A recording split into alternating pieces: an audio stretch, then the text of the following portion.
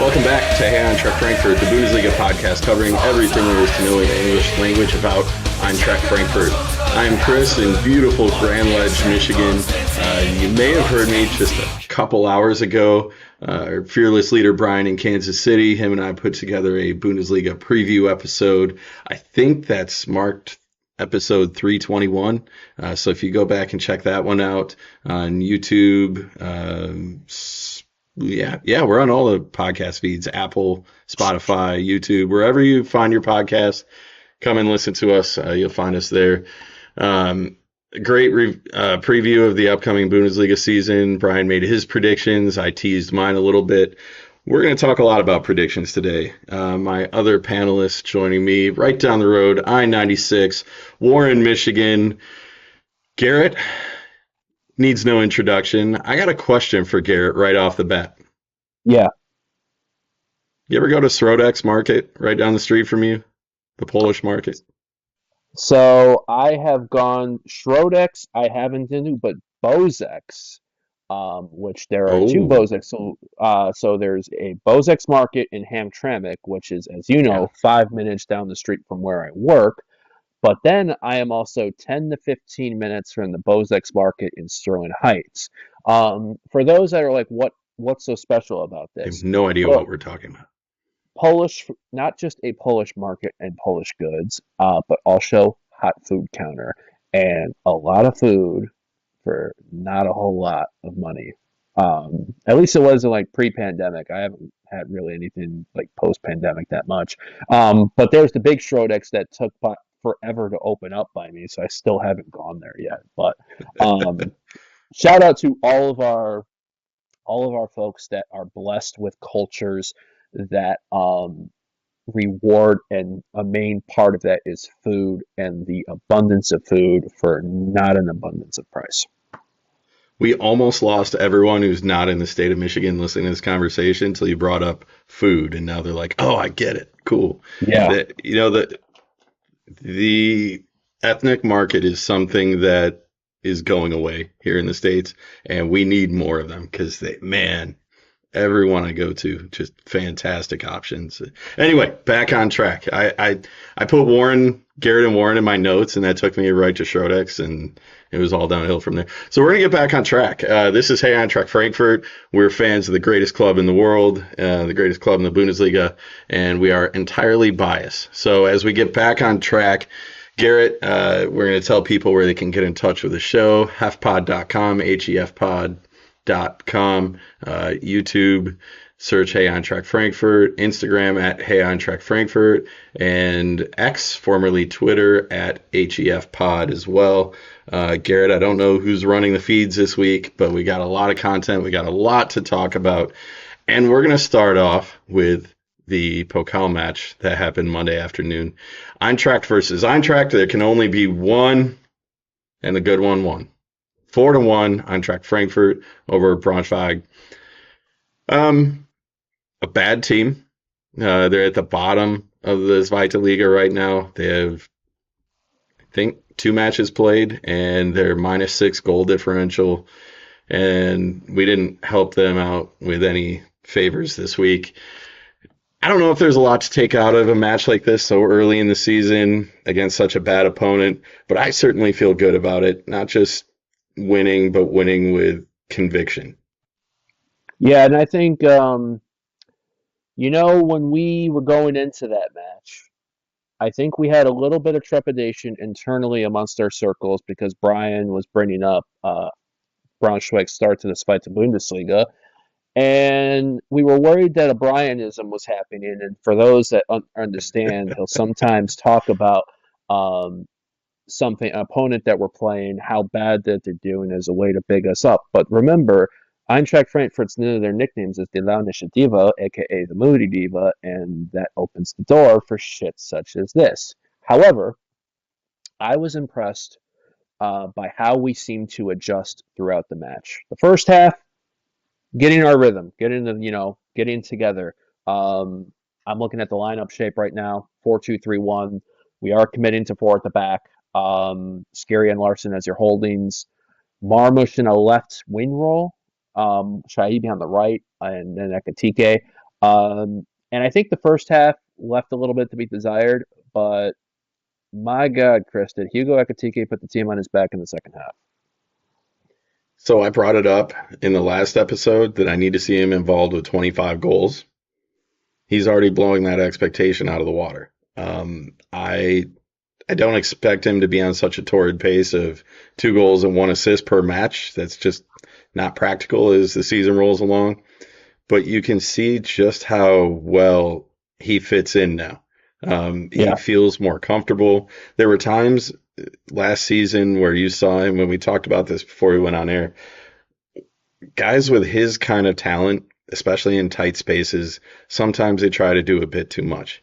Sometimes they try to force a play, end up taking one too many dribbles. As cool as it looks, it just isn't the right move instead of making the easy pass or taking the quick shot. But he looks so comfortable now after having a summer to adjust. He looked great in the United States when they were here. He looked happy. He looks comfortable. This guy exudes everything you want in a superstar, and he's proud to be here. That's an important thing to bring up because we've had a lot of, and it's not a pun for our nickname, but we've had a lot of divas come through here who know yeah, this is a stepping stone, and I'm certain this is just a stepping stone for Ekitike, but he doesn't speak that way. He doesn't act that way. After one of his goals, he grabs the crest and points at the camera and kisses the crest. The me first guys, they don't do that. Um, he's a budding superstar with attitude, but his attitude is team focused. He was passing off to teammates. I thought for the first time we saw some real calculated activity between him and Marmoush, and I think Gozzo will be in a good spot to facilitate that offense, much in kind of a Sebastian Haller kind of way, where the ball moves through him and he facilitates all of the activity up top with his creativity, which hasn't been lost either. Hugo's Hugo's assist. I mean, we can talk yeah. about that outside of the foot all day. We could have a full episode on that pass.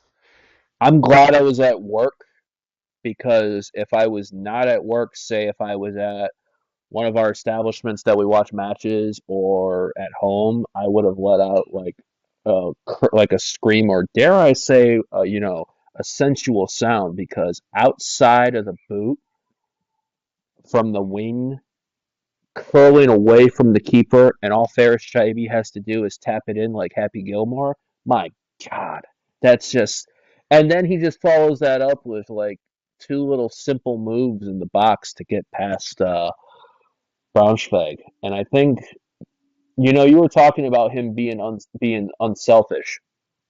I think there was a minute, 15 minutes in the match. He had a great moment, but and he had every right, I think, to take the shot if he wanted to, but he decided not to. He decided to see, hey, I think I got somebody in a better position. It didn't work in that moment, but you can see, like you're talking about, it's about the team and what can they do to make his teammates better. And I'm really excited for seeing with him and Marmoush, him and Chaibi, him and Gotza. Um, I want your opinion on this because, yeah, we were 4-0 in the bag, but something about the fact that right now we're just rolling with, say, Ekatike first and then Matanovic. Are you, like me, potentially salivating at a potential matchup where we could have both Ekatike and Matanovic on the pitch at the same time? I think what you're alluding to is like a 4-6 kind of formation where we just throw all the attackers out there, and Oh, you thanks, might as well put yeah. Uten out there and Knauf and throw them all in at once. No, I am salivating for the options that are available. But Right. what is more important to me, because last year I thought Dino spent far too much time tinkering with the lineup, trying to get the exact right fit, and we never actually found the one that worked because we kept moving it around so much. I think our most talented guys are out there right now.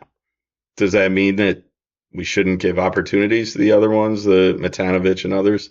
No, but roll with what's working. And then when guys naturally need a rest or they're just having an off day, then don't be afraid to make those moves early. I think what a lot of managers get in the habit of doing is saving your subs for situational reasons. And one thing that I think we could benefit from as a very young group with not a lot of experience with some of these guys together up there is making halftime subs, using one window, replacing one guy. Larson is bound to have a bad day just because he's young. It happens. Or Shaqiri tends to disappear from time to time. Shaibi, I thought he was good this week, but who knows what's going to happen next week. We have the talent available to use an early sub if we need to. And now with the 5 subs available, I think that's something that Dino needs to look at a little bit is maybe we can use subs a little earlier sometimes. Yeah, and you made a good point about making subs. I mean, to real quick to give you an idea of how subs can change a match. You and I talk a little bit about our locals. We just had a moment like that yesterday. Our local had a sluggish first half. We're lucky to be tied. They made 3 substitutions at halftime, changed the entire trajectory of the match, and got a massive away win. And I think at those moments, if you're willing to take those chances to try to change the game if it's not working, that's the difference between getting 0-1, 1-3, and when that happens a couple of times over the course of a 34-game season, that means a whole lot of difference in the table and maybe a whole lot of difference in what competition you qualify for the following season. I agree 100%. Before we move on too much farther away from this game, usually we save the stat of the week, the one that gets us our parental advisory label, the fucked up stat of the week. Usually you save that for the second half of the show, but this applies pretty early on this week. You told me what the question is, and I gave it my best guess. Why don't you pose a question for the audience, and then I'll guess again. So normally I started to do this in the Discord just for a way as therapy. And then I was like, why am I just doing it on the Discord? Why don't we drop it on air? And it's called Fucked Up Stat Time. And normally, which is usually a negative. It's usually a negative point in the show. However, it's not all the time, because tonight it's a good fucked up stat time. It's a happy stat of the week. Yes, happy place. To go back, so Eintracht Frankfurt were clean sheeted on April 12th competitively. These are all competitive matches going back. April 12th, 3-0 loss to Stuttgart. Since then, there have been 6 competitive matches that Eintracht Frankfurt have played. They have scored at least 1 goal in each of those games. They have scored a total of 12 goals, including the 4 that was scored Monday in Braunschweig in the DFB Pokal. Of those 12 goals, Hugo Ekitike has had a major part in contributions being goals and assists. Chris, you gave a percentage number. What did you remember that percentage? I said 75%, and I think I'll stick with that because that means 8 of the 12 goals that have been scored in competitive matches he was involved with. So I'm going to stick with 75%. So you were right on the number being 8 out of 12. However, 9 out of 12 is 75%. 8 out of 12. I realize that as I look at my daughter's 4th grade math syllabus. I'm like, damn, you really fucked up stat time. Chris can't do percentages. Hugo Ekitike has had involvements since April 19th. Eintracht Frankfurt have scored 12 goals. Hugo Ekitike has scored 6 of them and assisted on 2. And these are just competitive matches. This doesn't include the friendlies when he scored that amazing inside of the boot strike in Louisville. I enjoyed it here in Warren. Chris, I know in that humid mess in Louisville, I know you guys were definitely salivating at that. Let me ask you this. Yeah. So that that brings up a question for me. That's a great happy stat, and it proves his value. I'm glad we purchased him. He's already been paying off to this point. Does it pose any concerns about the lack of spreading things out in other places? Um, I mean, Marmouche has still been contributing, but I want to see a little more balance too. Are you concerned yet, or was it the end of the season and the start of a new one with the carryover in the middle? We're not too concerned. I think we were concerned a little bit for Ekitike last year because it took a little bit for him to get these numbers. But then once he finally, we were like, he just needs the one. And then once he got going, he's been going. And I think Monday is a small sample size for because we have 9 months, maybe 10 of this to talk about. And looking like, all right, Ekitike, 2 goals and an assist. Omar Marmush had 2 assists on Monday. Shaibi with 1. But we look at like there was inconsistent. We talked about players that we'd wanted to see better. I think you and I talked about or one a couple weeks back, like a guy like Dina Mbembe, who we know has all the raw talent.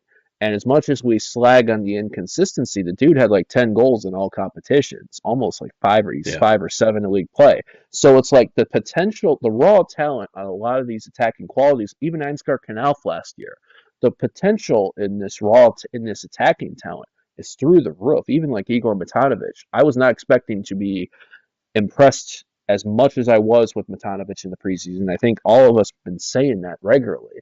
And that's just for him coming off as a sub, and you would think he'll get some starts, at least in Europa, or at least every other Bundesliga match once the Thursday, Sundays kick in. But Ekitike, though, right now, is I think the like who's the diamond right now?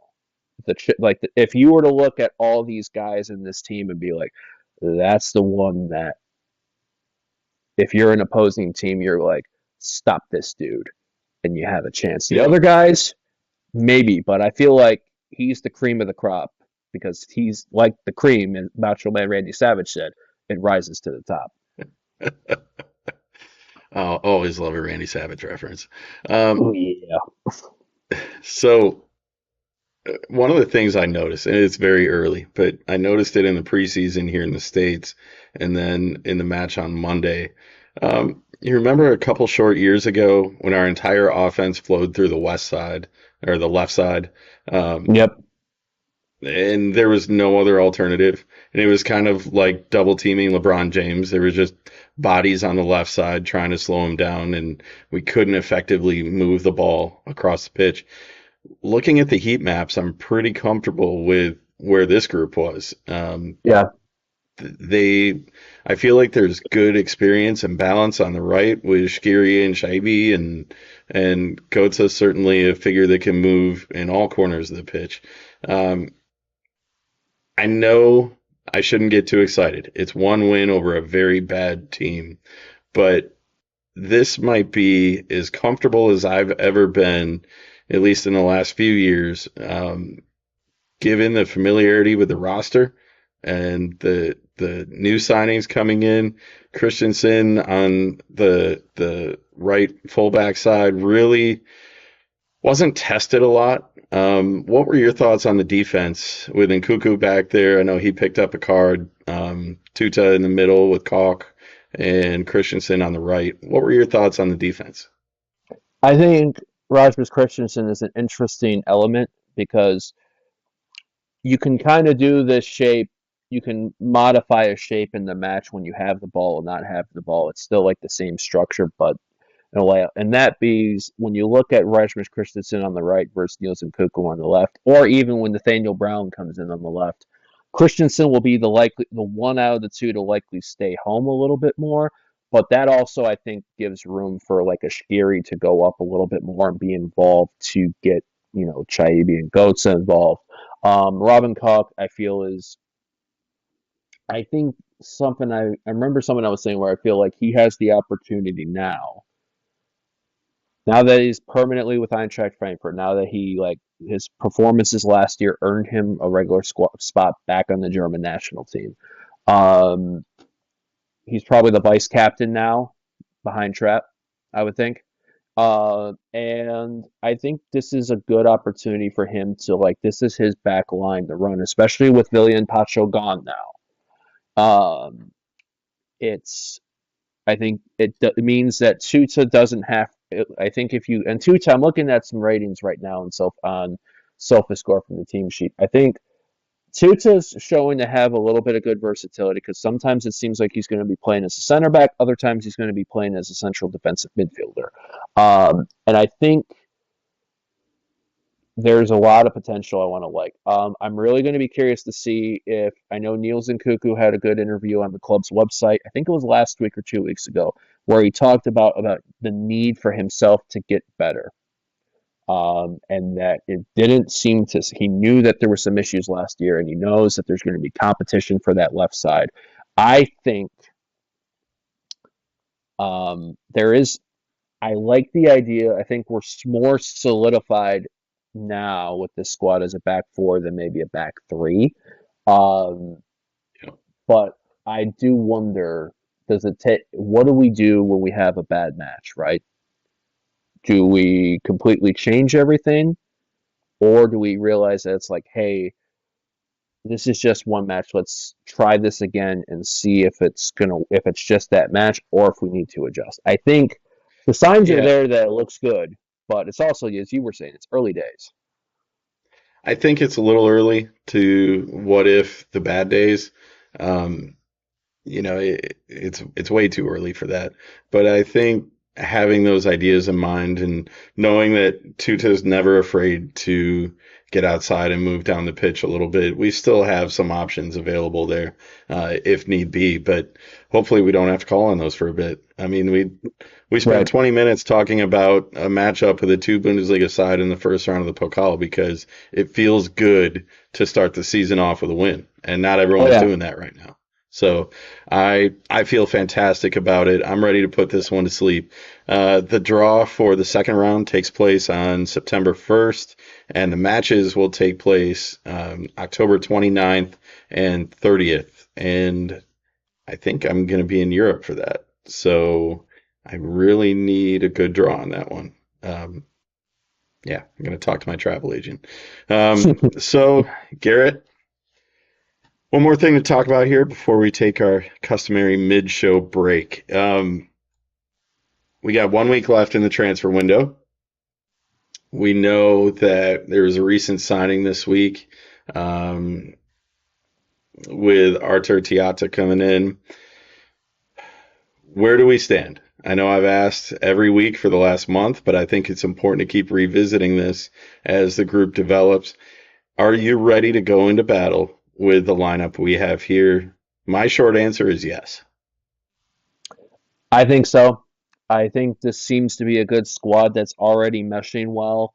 Um, the Pacho move, while surprising in a way, it was done in the beginning of August as opposed to the final day of August, like the last time we had a player go to PSG. Yep.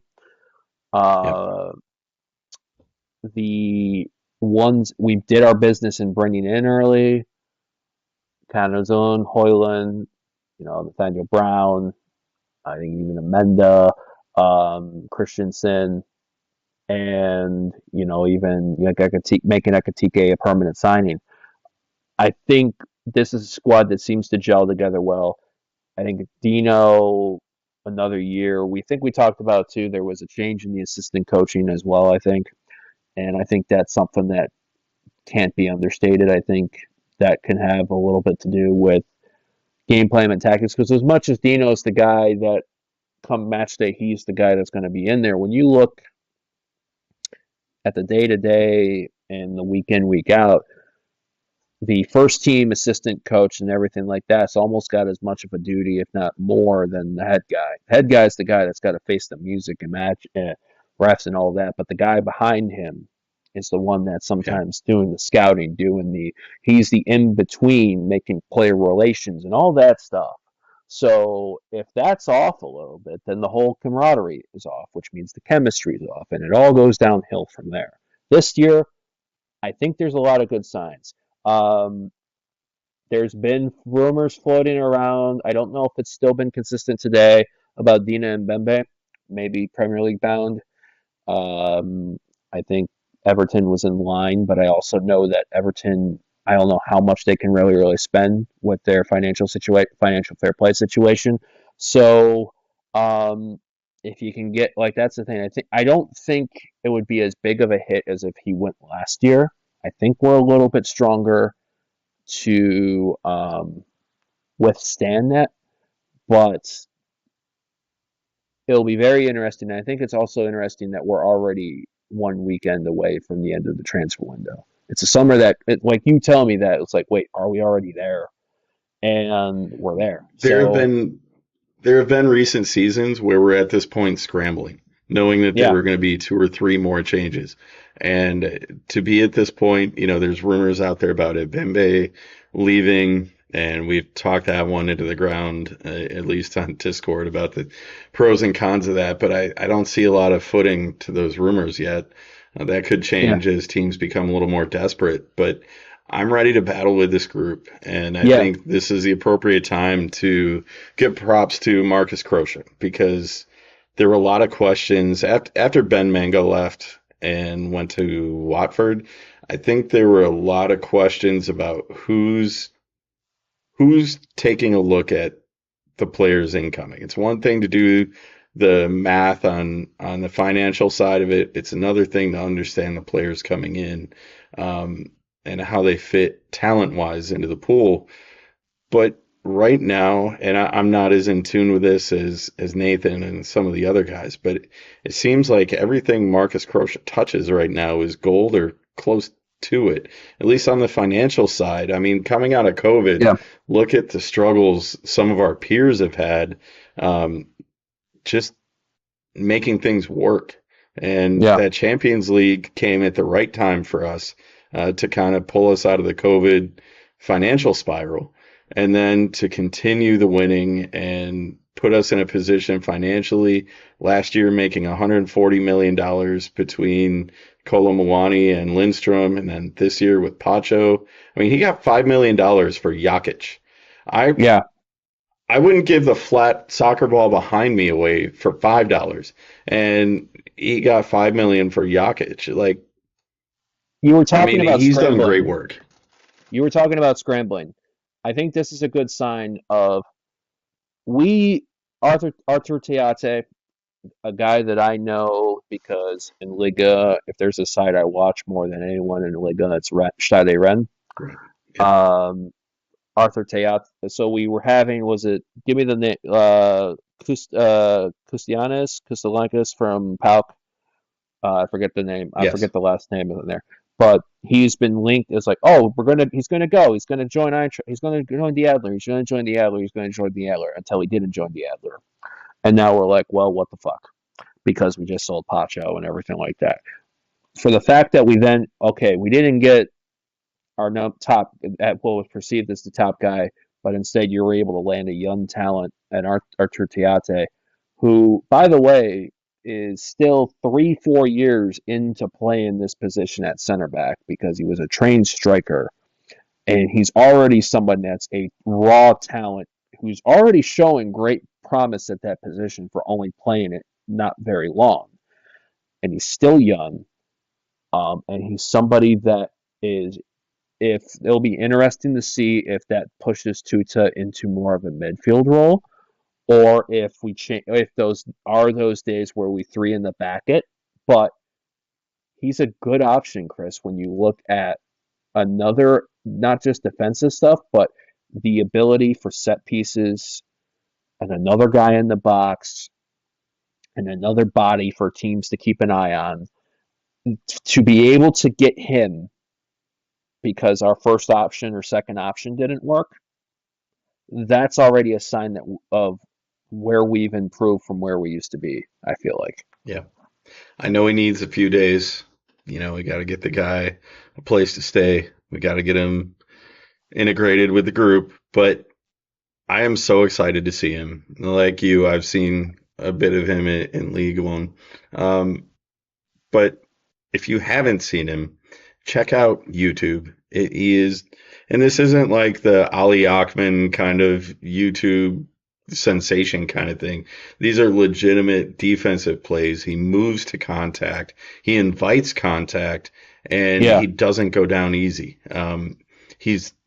He might get caught out of position, but he's got recovery speed. And as much as Pacho was a good move for us, I think, to be 100% honest, I think this is a lateral move. It's going to take some time to work him in. But we did not take a step back in quality. We didn't take a step forward in quality. It's a lateral move. And by the way, we made $40 million in the process. Invest a little bit back into the system, and we're in great shape. And he's going to be, and he meets the clauses. It's less than 20 million euro to buy him and purchase him in. And when you look at a guy like how much Dortmund paid for getting Vladimir Anton from Stuttgart, which I think was closer to 40 million euro or whatever it was, I think that is a very dangerously good value in this market today. I'm with you. All right, we need to take a break. I'm thirsty. Let's talk about it. What have you been drinking lately? Anything good? Any good Fago? Any unique Fago? I had a Moon Mist the other day, and I thought of you because that's one of my go-tos.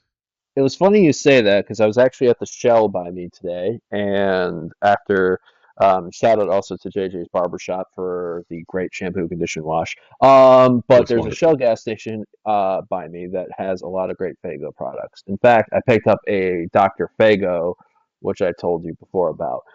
You gave a reference, and you had asked me a podcast, I think it was in the fall, about a new Fago flavor that had just come out. And I'm moving this here because I'm about to crack her open. That being the orange dreamsicle from Fago. Yes. I have yet to have it, but I bought one at the end of last week for the sole purpose of knowing, hey, I'm popping on. It's time to try this out. And yeah, it is orange cream. It's a real-time reaction. It is orange cream soda in a bottle. Fago dreamsicle. Orange cream soda. I realize how small the market is of people that understand what we're talking about right now. You all in the rest of the country call it soda or Coke or something else. Here in the real Midwest, we call it pop. And Fago is the company that originated the term pop as the sound that the top made. That's where Fago's the company that originated that. And they do some really epic soda flavors. And that one, that orange dreamsicle, is one of the best that they've ever made. It's good. It is so good. By the way, you were talking about Moon Mist. Not only did they have traditional green Moon Mist, but they even had that blue Moon Mist I was telling you about, which is perfect for the lion season coming up. We got to cut this show short because I got some vanilla ice cream upstairs that would go great on a float. Dude, yeah. All right. Oh man, I'm getting hungry now. I am drinking an original Bremen beer. Actually, I think it comes from Anheuser-Busch now, Beck's. I think their U.S. stuff is brewed here, but that's more my Louisville beer. Thanks to everyone who chipped in and left your stuff behind at the tailgate. It's got a great home here in Michigan, taking good care of it, nursing my way through the start of the Bundesliga season. Garrett, coming back for segment 2? Hell yeah. All right. See you on the other side.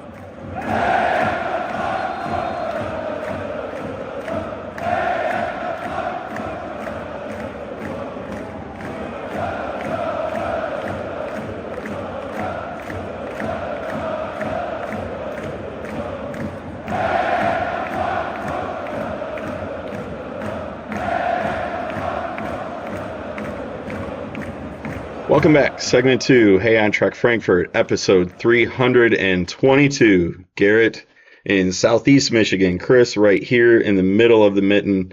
We had a great talk in the first half about the opening round of the DFB Pokal. Garrett made me want an ice cream float, and I think that's going to happen tonight. It's in. A little note on the Frauen.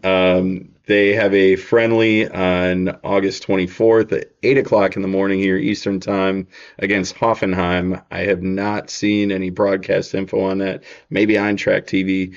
That is their last preseason preparation match, getting ready for the new season, which will start league play August 31st. We'll have more on that on the next episode next week. But back to the men's side right now. Garrett, it's a new season. It's a new day. A lot of clubs with a lot of hope. We're going to talk about whose hope is good, whose hope is for nothing. Let's do a little prediction time. Let's start with the bottom part of the table. Who do you see in the bottom three slots, 18, 17, and the relegation playoff at 16? All right, so I'm remembering off the top of my head. I went New Boys, Holstein, Kiel, rock bottom. I'm sorry, guys. I just don't know you. I don't know y'all. It'll be very interesting. The bar was set low by Darmstadt last year. Next to bottom, automatic relegation. I think it's finally the year that we will be seeing this. Mainz. Very inconsistent. They went through a handful of managers last year, and when is the jig up? I think the jig is up this year, which means who's going to be fighting for promotion relegation playoff in my mind. I'm going Union Berlin. I think the drop off from the lofty highs in the Champions League to were they rock bottom at Christmas, or did they start to turn the corner? They survived, but it's something Yeah, I don't recall where. what time frame that was. But I have them in 16th, and then other new boys, St. Pauli, are going to survive in 15th. Is that because of all your friends with the St. Pauli group in Detroit, or No, I you just think think they're good enough to survive that? I think it's a interesting situation in general because St. Pauli have had the most success on the field that they've had, where off the field with their international supporters, a lot, including Detroit, have kind of like Yeah. haven't been in there. So it's, weird how that circumstance is. But I think as far as the quality on the field, I think they've taken enough strides lately. Losing their manager to, I believe, Brighton, if I recall correctly, in the offseason will be interesting for them to see how they react. But I think, I think the last time they were up in 2010, they went back down. They didn't stay up the season. So I think they have to. This is a big challenge for them. I think they're willing to do it. But, the margins are slim. So if they screw up a little bit, which I think they're going to twice against us, by the way, and I'm totally biased in that thought. If they slip up enough, then that's the difference between them staying up, them having to fight for 2 extra matches to stay up, or they're going down. Fair enough. On the St. Pauli note, I've got them at the very bottom. I don't think they're bringing up enough talent. They did a heck of a job getting promoted last year. They've been flirting with it for a bit and getting the job done. The rise that they had last year was good on them. But I just don't think they made enough moves. And they're, like you said, a change in manager. It's going to be a rough year. But the benefit they have is that the team I have above them, Bochum, has been flirting with disaster for years. I think this is their fourth season up, and they've been brutally awful against every team except us and Bayern somehow. We seem to bring out the best in Bochum, 3-0 thrashing, and then the 1-1 opener at home, just matches that are just not good on our end. But they can't score goals and they can't stop other teams from scoring. And for me, this is the year that they play with fire a little bit too much and get burned. 16 in the relegation playoff, I've got Mainz. Like you said, it was up and down. They did finish last season on a bit of an upswing. So I'll give them a little bit of benefit in that regard. Also, I just hate Mainz. So, hopefully it goes in our favor there. Yeah. The thing is, and we're going to talk about the top part of the table, The outside of the top six and the bottom four or five, it's very muddled in the middle. And there's a handful of teams, Augsburg's, Heidenheim, that I've got going down a little bit just because they're going to be busy. I think Holstein Kiel can hold their own enough to come up. And the reason I say that is the power of promotion. It doesn't necessarily always work out well, but the way that they fought to a title, I think it makes you a little bit more hungry just than earning promotion and what they had to do to get there, coming so close and falling short to come back and do it, I think is it's not going to be pretty. They might have to fight their way out of that hole a couple times, but I think they have just enough to keep themselves safe. Any more thoughts I on the think bottom of the table? um I think it'll be very interesting. I see Wolfsburg taking a step down also too. I have them more. I think I had them like 13th or 14th, just because I don't see them. I think they've been losing. There's a lot of people going out. I think they're losing Lacroix to Palace, or that's relatively close. So I'm wondering, like, their attack is so inconsistent that if they lose another body or two, will they be able to bring people in? And then, Bremen, I think, has been a little bit inconsistent, but Bremen does have some young talent. I don't know, and obviously you're Gladbach. So, and I think I don't have Heidenheim in the lower. I have them more in the top half, just because uh, that Frank Schmidt side showed a hell of a lot of fight that I wasn't expecting. And I don't think there was many games where they got blown out. So that's a Yeah, testament to that side. I guess the issue I have with Heidenheim is I don't think any of us expected them to be qualified for Europe this year, and they kind of, took that backdoor route with the extra spot available from our league. But I don't know. It's a lot. You know how it was first time we played in Europe in several years. It takes a lot on you to play in three competitions, Yeah, and when you don't have a lot of depth, this league will tear you apart if you're not, aware of it. We were smart a few years ago when knew we were not a good Bundesliga team. Oliver Glasner literally tanked the Bundesliga season and put all the eggs in the Europa League basket. It worked in our yeah, favor that year. yeah. But And Heidenheim, if they're fighting to stay up, it's going to be a tough spot for them. they're going to be thin. I mean, if they get an injury or two, they won't have the extra depth and resources. I think they've made a lot of lateral moves. It seems like they brought in a lot of players from like your Paderborns and your Ingolstadts and those type of things in there too. So can those guys be good enough for this year, and then maybe you move some of those in the off season so you can start building up in your thing? But if they lose a couple guys to injuries, then yeah, that could be all she Yep. wrote. And I don't have them finishing above Augsburg. Um, Jens Thorpe with a full year. I'm really curious to see if they take that next stride, because they went from they might finally go down to, if we don't come back and beat this team, they're going to jump us in the European table, and that's a Yeah, credit to Jens Thorpe. So a full year with them, I'm intrigued. it's fair. Let's talk about the European positions. Let's go six and up. Uh, Run me through your top six.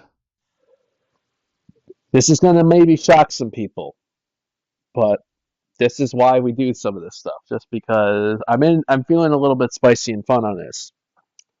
Sixth place, Borussia Dortmund. Um, they've lost a lot of their guys that have been their club wears the club on their sleeves. Marco Reus, Mats Hummels. Um, they have brought in a handful of talent. Serge Garassi, Vladimir Anton from Stuttgart. But are they going to be clicking? And as you said, they are due for a massive banana peel of a season here and there. I think that season is this year. Um, I'm sorry I stole your thunder there in the opening. no, it was good. It's a good connection. It's a good connection. I like it. But we're Fifth aware of it. place. That's the Yeah, thing. fifth place. RB Leipzig. Um, talent's there. a lot of inconsistencies at times. I think also too they could be. It's one of those things because I feel like a lot of our group they are either in people either have them in the top two or three, or they're just outside the Champions League. Although five could also get them in, depending on coefficients and all that fun stuff this year. So, but they got a lot of talent that a lot of Europe's laying eyes on too. So if that's one of those things is if they lose one or two of those guys to late moves, maybe the next guy up isn't as talented. So the team in fourth, yeah, you could call this a biased pick, but I think there is a lot of potential. I'm intrigued. I think we were talking about I can go to war with this team. Eintracht Frankfurt in fourth place. I think it is a. I feel really, really good about it right now with the emergence of Hugo Ekitike. I feel good with the emergence of a deeper squad. Um, Europa could be a little bit interesting. We have to do a little bit more rotation in that. But I think this is a year, if we like a great start to the year, which we don't seem to really even do that well, but a strong start to the year or even a stronger start to the year puts you right in a good position. I think they got it in cohesion in the group to be fourth.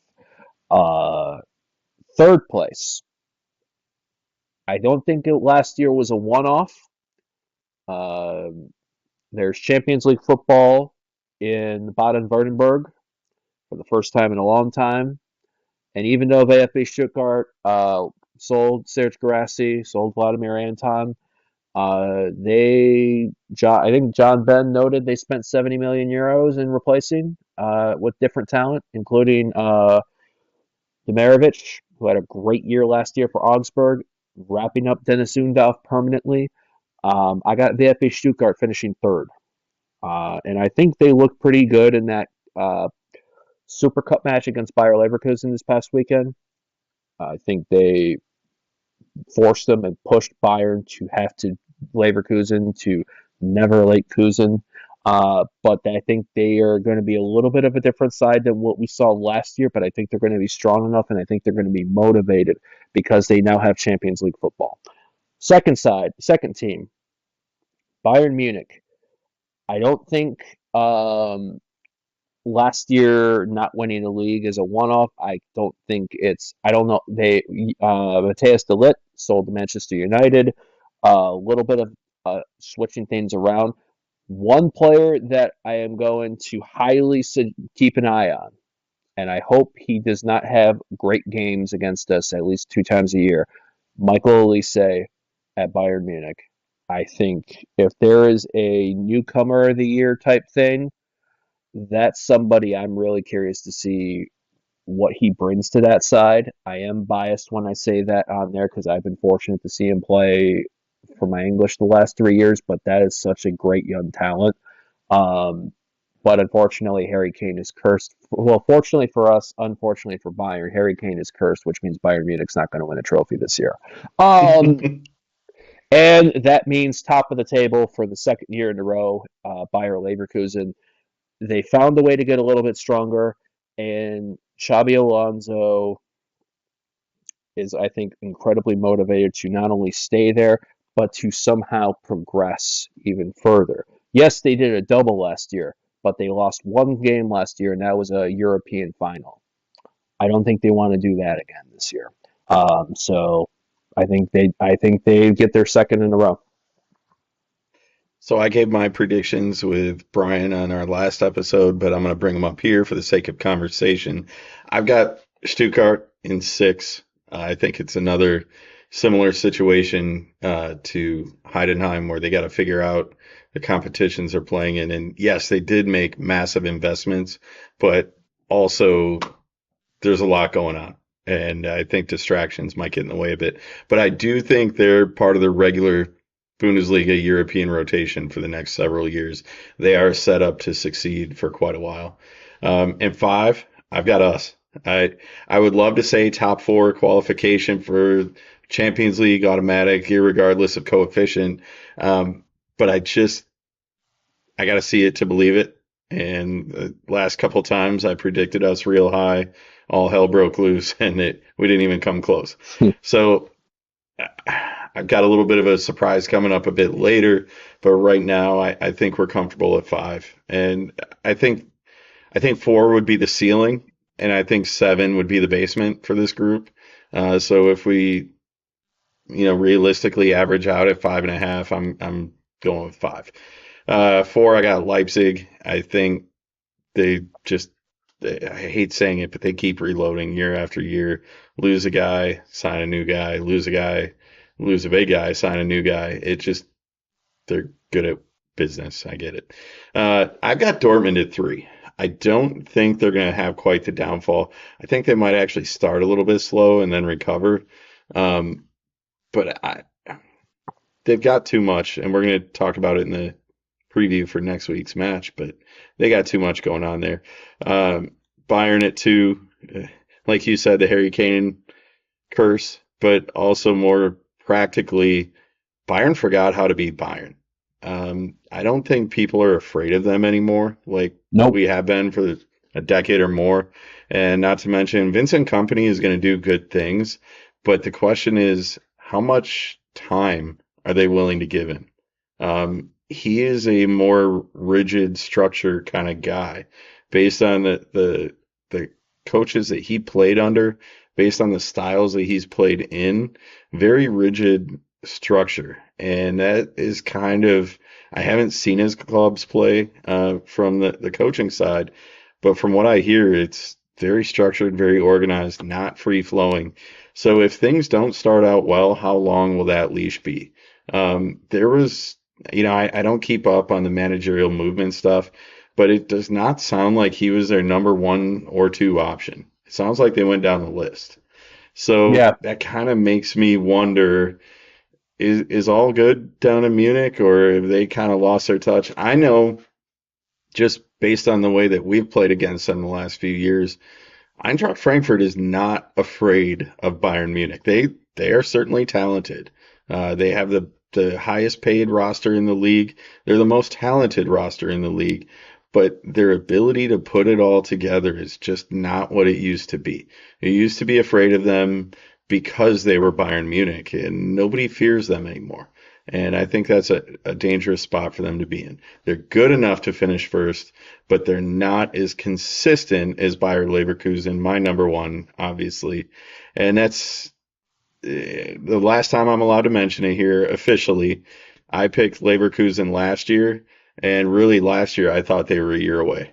But this group, I mean, the fact that they finished 1 win away from a perfect season and a treble, and yet it seems like they disappointed the way that ended. 51 games unbeaten to start the year. It still feels like they cut themselves short in that loss to Atalanta. So, yeah, Leverkusen again until I see somebody actually put things together. But that is so well built. Schalke is so fun to watch. And I don't think they're going to run away with it like they did. I think they're naturally going to have a setback. They're not going to go 51 matches unbeaten like they did to start last season. So yeah, Leverkusen, Bayern, Dortmund, Leipzig, and Frankfurt. It's going to be fun, Garrett. Let me ask you one more thing. Who's going to win the Golden Cannon? Ooh.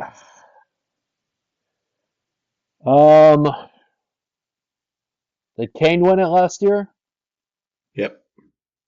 Okay, so he won an individual trophy, which explains why he didn't win a club trophy. I think obviously he's going to be a front runner. Guirassy at Dortmund could be very, very interesting. Ekitike is going to get goals, but I also think Ekitike is also going to get a lot of assists, so I don't think he'll be in the goal running. So, give me Victor Boniface, Bayer Leverkusen. It's a good one. I am going to say that Hugo Ekitike becomes the first Eagle since Alexander Meyer in the 14-15 season. And here's my justification for it. This guy's hungry. He's sick of Yeah. us calling him fat and lazy, and how does a 21-year-old show up out of shape? This kid is motivated. I don't believe he's ever going to ask to come out of a match. You're going to have to drag him off that pitch. And look, he's not going to score 2 goals a game like the pace he's on right now. Um, but he's going to get plenty of opportunity. There's enough talent around him. He can get involved in a multitude of ways. You can give the ball to him, or he can create on his own. Harry Kane is the natural answer. He's on the most attacking offense in the league. But also he is aging a bit. Yep. He's 30, what, 31? He'll be 32. No, this is 31 year. So naturally, a new system he's in. I think there's a slight setback there, but I think more so it's going to be Hugo Ekitike with around 29. I'm not going to go 30 yet. I'll say 29. I am shooting for the moon with this one because this kid has shown me everything I need to see, and I am entirely biased. There's no doubt about that. I think he gets Garrett, 20 at least, but I'm very curious. Like, what did Andre Silva get in 21? Did he get 26? 28, I believe. Okay, so I mean, he has all the ability in the world to match that and then some, but I also think he's a little more unselfish than Andre Silva, which means he might get Yes. like 35, 40 contributions, which is still insane. And If he does that alone, we're going to the Champions League. Like that yeah, is, I mean, you look at us last season, as I hesitate to get the numbers I want here. We, I mean, last year in league play alone, we scored 51 goals. Yeah, 51 goals for. If Hugo Ekitike is involved with 35 to 40 goals in goal or assist form, we're matching that. I mean, yeah, and exceeding it by far yeah. because there's going to be plenty of other individual or team contributions as well. So Hugo Ekitike is quickly, and that's the next question on my list. Who's the X factor? It's Hugo Ekitike. I mean, we'll be a decent squad. We have the depth up front and the balance to score from different areas. Um, but as far as the straw that stirs the drink, it's only going to be as strong as how strong he is. Right. And I think he's going to be the guy that I think can motivate because he's already so talented and he can that like the opening assist to Chaivi. If you have a lot of those where you create something out of that, where even defense are like, "Come on, man, really? Is that what Yeah. the fuck?" So if he can keep doing that, and also take a little bit of weight off Omar Marmoush because Omar Marmoush exceeded expectations compared to what he was when he joined Eintracht Frankfurt, but he also that's a lot of weight he had to carry last year. Now that if he doesn't have to carry that weight, which means he could be free also too Yeah. to even expand upon what he did last year. And even as a secondary role is still dangerously good. I mean, we just got 57 minutes into this episode before we mentioned Omar Marmoush as a scoring threat. That Yeah, is how confident we are in this offense. He's not a secondary threat. I mean, last year he was our primary guy. There's no yeah. reason to think he can't contribute even more this year. Um, Last one for me. Bounce back here from Kevin Trapp, or are we starting to show that regular decline? Was last year an off year? Will he bounce back, or are we concerned about the future? So I think you said something about what you noticed with Trap, not so much on the pitch, but off the pitch. Mannerisms, these type of things. You were around him a bit in Louisville with a lot of the people that were there for the trip. It seemed like, from what I was gathering, he was in great spirits. It looks like he's been in great spirits throughout this off season. Yeah, it was frustrating perhaps that he didn't get to go to Euros and when Germany was the home side, but that also meant he got to spend some quality time and unwind and get ready for this season that is now literally less than 30 something hours upon us. Um, Yeah. and I think I don't know if it's a step up from last year, but also father time. So, is he going to defy the odds, or is he going to be? He'll be better than I think he'll be better than last year, but I want to see if like is Coa Santos ready, or anything like that for those Pokals in late October in those rounds. So you can rest him up a little bit for that when it really gets going in the season, like after December and after the midwinter break. Kevin Trapp is probably the hardest working player that I've ever seen in this sport. And I genuinely mean that, not just because he's one of my favorite players or he's a keeper for my team. I've seen a lot of players in this sport. I've seen a lot of their drive, their passion, their off the field work. He is truly, genuinely one of the hardest working players I've ever seen. And nothing hurt anyone more personally than the season he had last year and the setback he had from a production standpoint. I want to see what he has this year because I think he still has the ability to be that good. We put him out to dry quite a few times. He didn't make those Kevin Trapp style holy shit saves that we've become accustomed to, but I'm not writing him off. I mean, he has been the heart and soul and most consistent part of this group, minus his little vacation in Paris for a couple of years.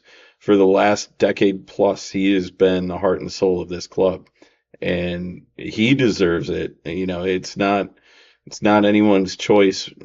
Kevin Trapp's going to leave when he wants to leave, and we're not Right. going to usher him out the door. And if anyone wants to usher him out the door, I'll send you my address and we can settle it out on the streets because I'll fight you to the death on that. That this is Kevin Trapp's team.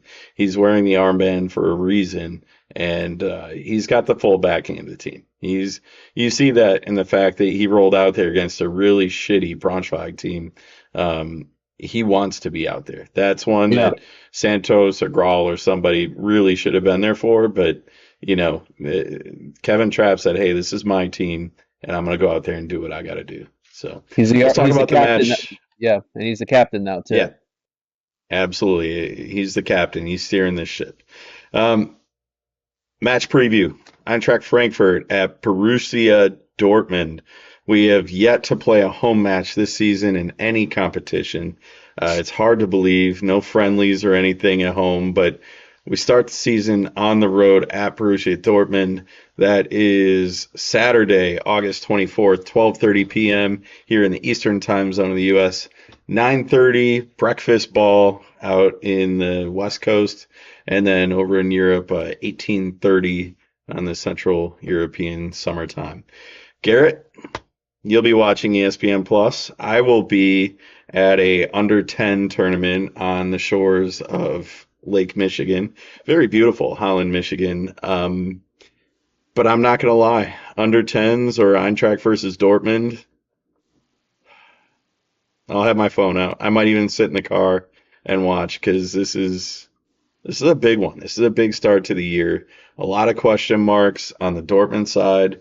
Frankfurt feeling really good the way the season is starting to shape up. Where are you at? So you and I talked about this on Tuesday when you guessed it on my thing I do locally here. And I would think I told you before we went on the air about how I feel about Borussia Dortmund now. So for anyone that's listening to this, I'm going to get into something I usually don't talk about it on here. And you would think that when it comes to the German Bundesliga clubs and people and things that teams that I have the most like screw them, rate, annoyance, anything like that. You would think, okay, it's the Bayern Munichs and the RB Leipzigs. And you know what? Obviously, RB Leipzig's up there and everything like that. But I've been, since the eve of the Champions League final, and I think also playing them a few times on the field and those frustrations, I think I put Borussia Dortmund at the top of my most disliked in the Bundesliga. And the reason why I say that is I think about something 9, 10 years ago, Hans-Joachim Watzke talking about the difference between uh, supporters of a German club versus supporters of an English club. English clubs are treated like consumers, Germans are members. But then their club itself decided to announce a sponsorship on the eve of maybe their biggest match in the last 25, 30 years against Real Madrid at Wembley, and a sponsor that went fully on against even the belief of their most ardent and diehard supporters, which has probably been their branding piece and what people outside of Germany know them for. So I kind of see them as the antithesis right now of where we are and being an Eintracht Frankfurt supporter and the things that we love about this club on the field and off the field and everything like that. So I'm further motivated by that. And then you add to the fact of the quality preseason we've had, the quality of the players of our squad that I'm seeing, and this motivation. Even despite the kits, they are still playing and having something else to look forward to. So is this out of manifestation for me? Is this out of actual belief? It's probably a little bit of both. Borussia Dortmund 1, Eintracht Frankfurt 2. The Adler starts off with 3 points. You're getting me fired up here. By the way, that sponsorship that you mentioned, that was a arms manufacturer, right? Yep. Yeah. Yeah, that caused a little bit of chaos in the Bundesliga circles. So Dortmund still has a ton of talent. Julian Brandt and others. I don't know where to go with this one. Giovanni Reina's back from his loan spell in England. I don't know how much opportunity he's going to get second time around, but they're a better team when he's out there, I think. I think this is a good time to play Dortmund. And I think there's probably 8 guys in our lineup from last year that are going to remember blowing 2 different leads to them and settling for a 3-2 draw when it should have been a 3-1 victory. And that's where my mind is at with this. Is we have a lot of revenge on the mind right now. This is an opportunity to start the season hot. It's something that we did last year where we had a decent start to the year. I want a victory in week 1. Unfortunately, I don't think it's going to happen. It's a hostile environment. I will say if we're going to win, it's because Hugo Ekitike goes off in the first half and gets a goal to put us ahead. If we play with the lead, I think we get a win. If we have to play from behind, there's no way we can pull off a win. But I'm going to say that we end up with a 1-1 draw on the road, which certainly starting off on the road against Dortmund, I kind of wonder. One thing I brought up in my Bundesliga preview with Brian was the desire from Dortmund to lose in a Champions League final has got to sit on you. And it's a different competition going back to the Bundesliga, but it's got to sit on your mind all summer, the frustration and the anger of being so close to the ultimate club title in Europe and then falling short. I wonder if they're going to come out more hungry. So it's going to be an interesting environment. Fans are always fired up no matter what stadium it is for week 1. I'm fired up. You're fired up. What do you say? 2-1 for Eintracht? Hell yeah. 2-1 to the Adler. I got 1-1. I hope that you're right on this one. And we're going to be debuting a competition starting next week regarding predictions, and we'll put out more about how you can get in touch with that because we got real stuff on the line here. We got autographs from players and stuff like that we're going to mail out to people that make good predictions. So if you make good Bundesliga predictions, you need to keep listening to HEFpod so we can get this information out to you. Garrett, it's been fun this week as it is every week. I'm really excited that the season is finally upon us. If people want to talk shit about your predictions, where can they find you? Oh, there's plenty of ways you can find me online these days. Almost too many, dare I say. Why don't we start with the traditional Twitter, Instagram, Discord at GM Comets. And then you can also see my mug now as we continue to explore more into the Eintracht Frankfurt YouTube channel with some post-match recaps. So there will be something that we'll definitely be doing after Saturday's match.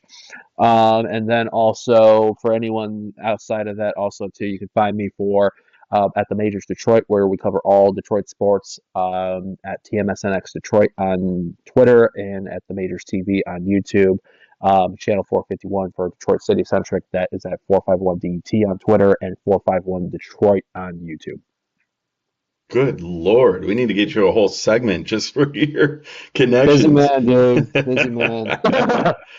And you can find me at C in the D 313 on Peloton, Discord, and what's that other one? Twitter. And then on Instagram at Chris N. Monroe. You can find the show at HEFpod on Instagram. On Twitter at HEFpod.